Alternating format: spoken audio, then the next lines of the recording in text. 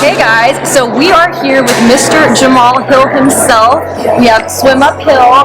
So good to talk to you. Aren't you buzzing with the launch of AquaticToday.com, Aquatics Today magazine? We've got the podcast, Swim Uphill Foundation. I mean, do you stop?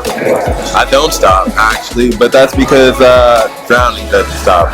Water safety doesn't stop. The cause that we're after doesn't stop. It's a tireless mission, and it inspires me to be at places like this, the AOAP conference, and the branding, right? Dawn of a new decade, right?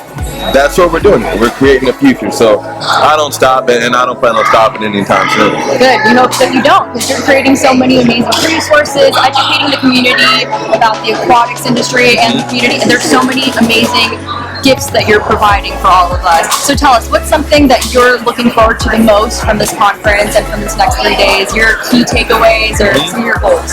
Absolutely. At Aquatics Today, our vision and mission is to be supporting aquatics professionals, right?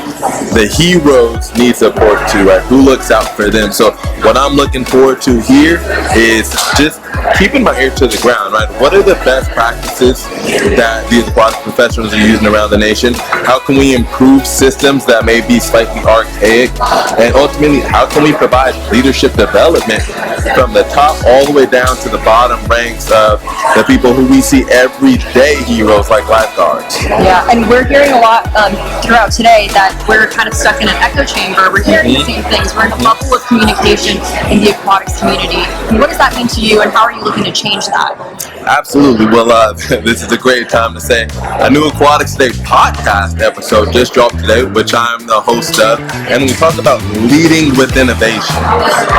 And ultimately in that, I lay out 3 very tangible strategies that are going to allow us to exit this echo chamber of you and I both know everything and we're talking to each other about the solution, and get it out into the streets of the people and build what some of our friends at the CDC are calling aquatic trust. That's ultimately where we're going to start to impact change on a generational level. That's important. And speaking of generational, I know you grew up practicing at the Boys and Girls Club in Pasadena, and you still go there today and practice there today. And are you looking to create such a community of acceptance and inclusion and just a place where kids can feel safe to practice and just be in the water? Is that one of your goals? Absolutely. I gotta say, I'm not looking to do it, I'm doing it. That's what the Swim Uphill Foundation is about, obviously, and like I said, that's what Aquatics Today is about. It's about building a community, not only just for aquatics professionals, it includes aquatics enthusiasts, and it's also going to be a bridge, a gateway to engage people that maybe previously thought, you know what, this isn't for me.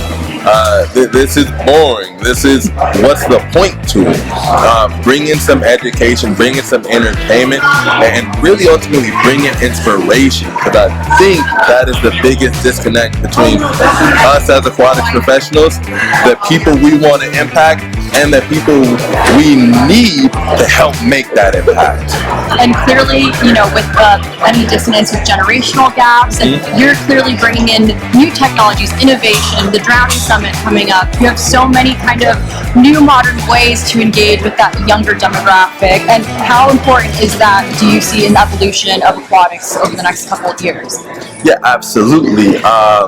What we're in this time right now is we're seeing, how the shape of the aquatics industry will be designed, right?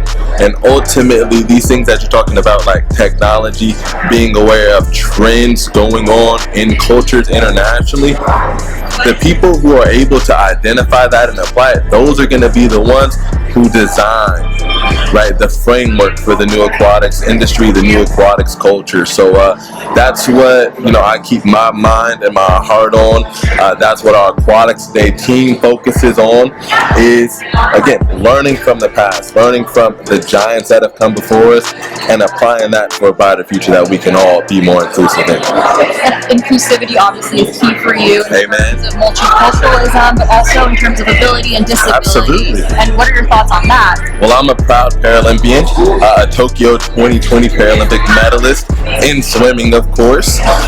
And again, this is just a great time to plug this podcast. Episode number 2 just dropped this morning at 6 a.m. Pacific, 9 a.m. Eastern. It's good. I talk about this kind of two-step approach when we're talking about culture, right?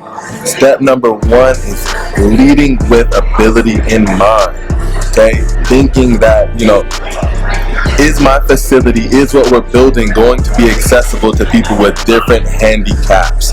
That's number one. And then second, it's going to come that cultural competence. Does my facility, does what we're building reflect the community around it? So those are the two big pillars, and that's the order that I believe that they come in. First, we attack just humanity, right? And making sure that no matter who you are, what you look like, what your physical or mental capabilities are, this space is inviting to you. And then once we've tackled that, okay, now we can talk about the cultural importance of the community.